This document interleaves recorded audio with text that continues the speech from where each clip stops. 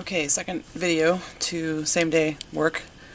It was going to be his first official round pen. Like I said, I don't use round pens to chase a horse around and make him tired, and that's why I turn them out first. If they've got any silliness to get out, usually they will. They want to roll, go for it. When I go in to work with them, it's to engage their brain. You have to get inside their brain to truly, truly, truly get the trust of a horse. Best way to do that, obviously body language.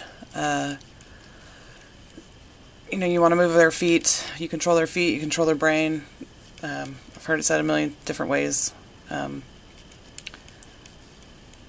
But you can already tell after...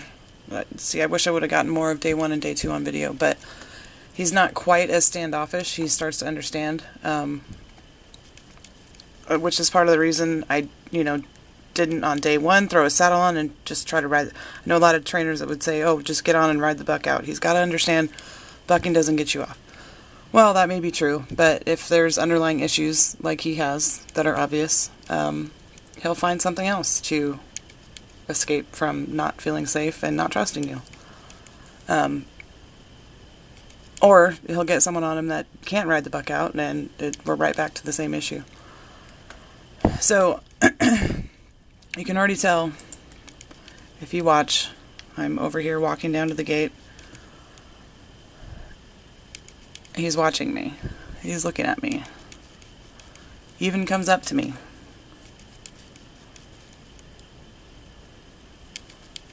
We've made that initial connection. He's interested in what I'm doing.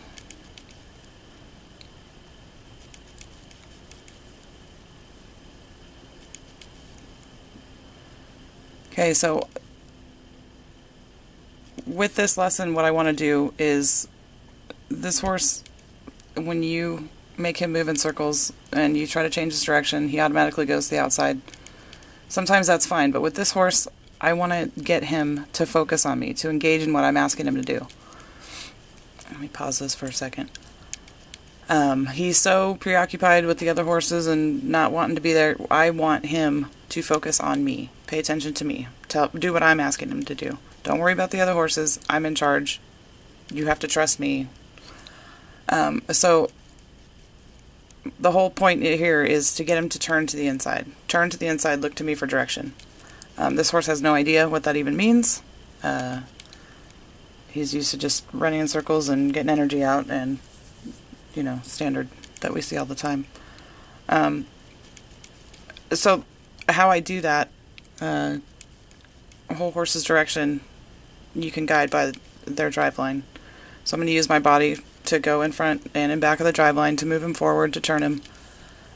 When he doesn't turn to face me, I'm going to immediately turn him back and start again. So you can see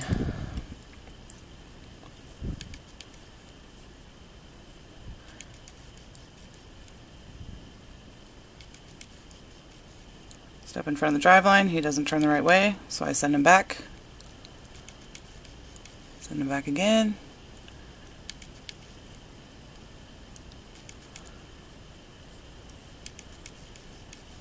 Didn't do it there, send him back again. This can take a very long time sometimes, especially for a horse that's been trained for a long time not to. Really, you should be able to turn him to the inside or the outside, either way, but right now I'm just trying to get him to engage with me.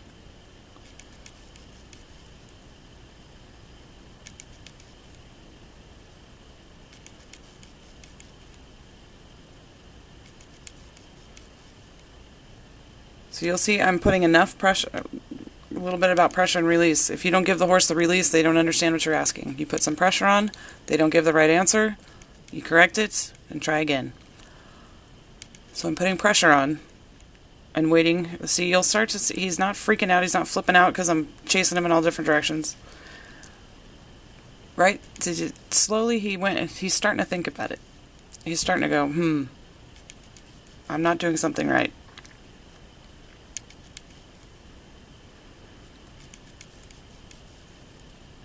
But that release, now I back off. I'm going to give him a second. That release is so important for a horse to remain calm. He obviously gets a little excited when he doesn't do it right, when he's turning fast, but that release, me stopping that pressure, that's why he stays calm in between. It gives him a minute to use his brain to think about what he's supposed to be doing. Okay, he looked at me, I backed away. Got a little distracted again. I'm going to get his attention by sending him off. Looked at me, released.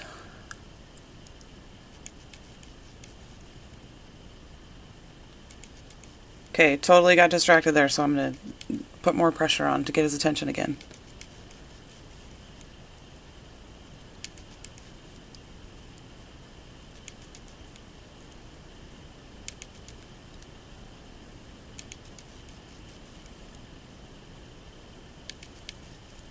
Cut off his drive line. See how much he's starting to think about it? He's stopping and thinking, wait.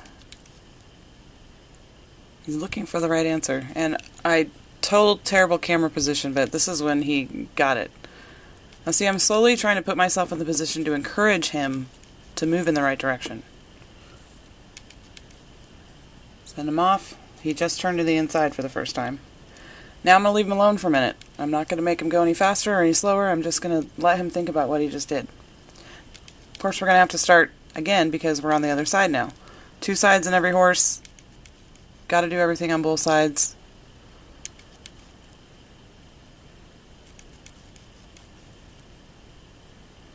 So I'm going to have to do a lot more correcting. He actually picked this up pretty fast. I know a lot of horses, it takes a lot longer for them to get it.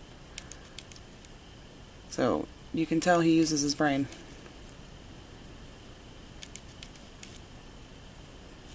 Thinking about it, not the right answer, gonna correct him. Release the pressure, let him think for a minute.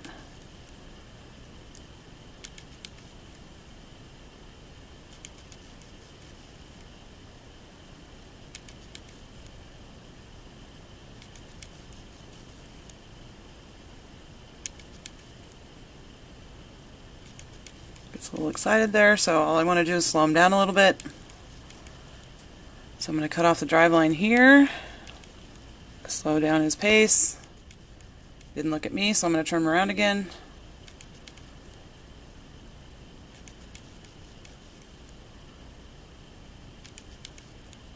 Oh, he's starting to think about it. There it is. There it is. So I release the pressure. I leave him alone. That's how he figures out that he did it right. It's not when you're doing what you're doing, it's when you stop doing what you're doing that they understand that they did it right. Everything with horses is pressure and release. Body language and pressure and release. I'm not pushing him here. If he wants to walk, fine. As long as he's engaging in what we're doing.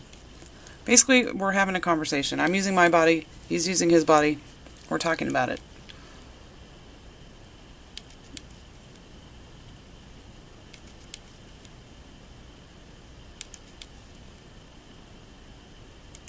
I know you can't see him, but he's thinking about it here, so I'm just trying to put myself in the position to encourage him. There we go.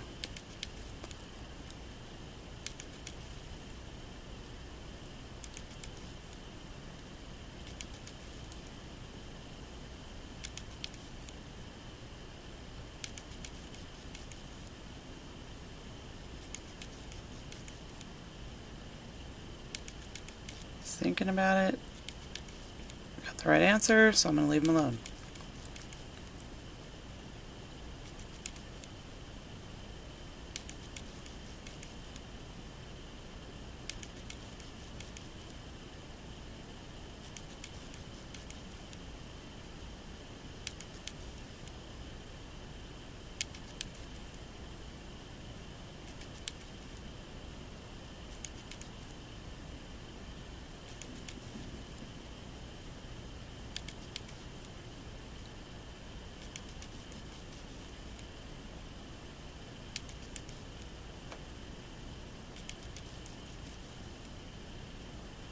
Now right there, actually that's a really good thing to show you.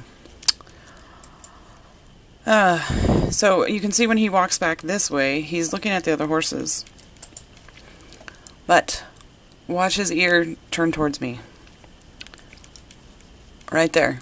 He's still focusing on what I'm asking him to do, which is a huge, I mean, you saw him in the first, he just nothing, didn't want anything to do with me, wasn't looking, wasn't giving me one eye, wasn't giving me an ear, nothing. So he's trying. He's starting to understand. We're talking in a language he can understand. He's getting a release when he does it right, which, as a youngster, he probably didn't get the right kind of release. Too much pressure can cause problems.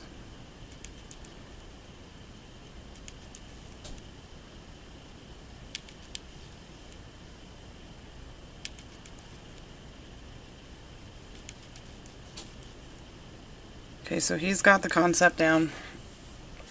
He's calm and relaxed. So most of this, I'm just fine-tuning it. One of the biggest breakthroughs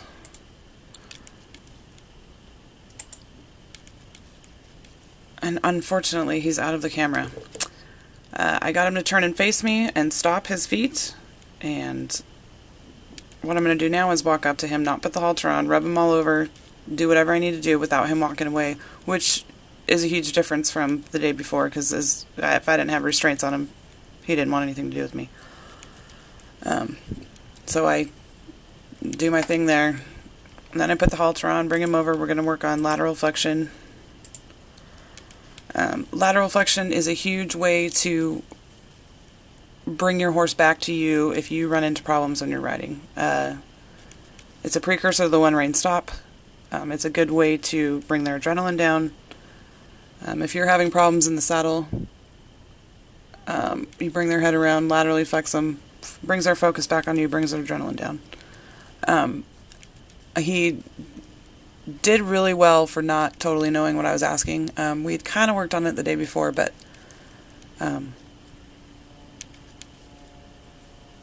basically you put pressure, have him come around. When he actually brings his head, feel him give to it, you release. Now eventually he'll bring his head around even more. I don't expect it perfect the first time. Baby steps. I'm right there. That was really good. And I like that he's not, usually he's turning his head the opposite direction to try to get away from me. He's not running, he's not bolting, he's not misbehaving. He's just, now he's engaging. Now he's connecting. I'm speaking in a language he understands. He understands I'm not going to push him too hard. Right there is beautiful. He's staying engaged.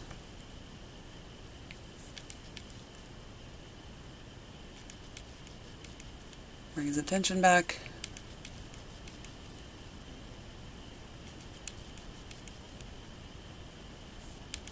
Okay, so I do that. We work on that for a little bit. I think there was...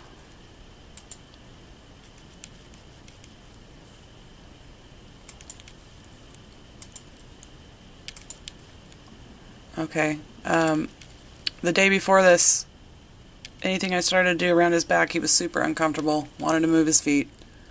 Head would pop up. See here, I'm laying on him, super comfortable, totally fine. Which is a huge step from the day before. Now here, he's kind of trying to block me. So I just stay with him till he stops his feet, till he relaxes.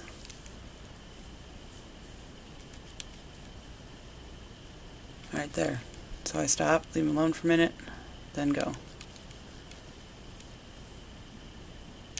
In my opinion, if you can't climb all over your horse and do whatever you need to do, you shouldn't be riding them. They don't trust you to do what you need to do.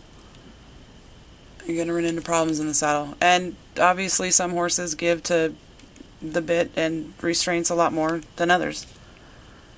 But when it really comes down to it, when you have a real issue,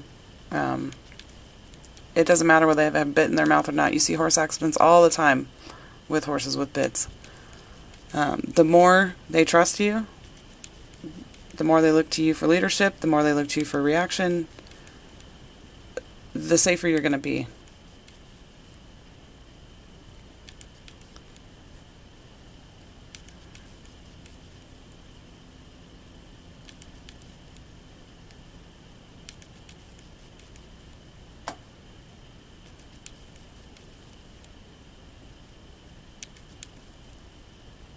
Oh, I know what I'm missing to show you. See, I'm getting used to all this video stuff. At one point he actually, right here, Finally connects. Stays engaged with me. I lead him around without the halter, without the lead rope, without anything. He finally connects. So that was huge for him. Let's see. Let me go to the saddle work next. This is just kind of fine-tuning everything we were working on. Okay, so I'm going to do a third for the same day, because we can only post so much at a time. So, third video in a second.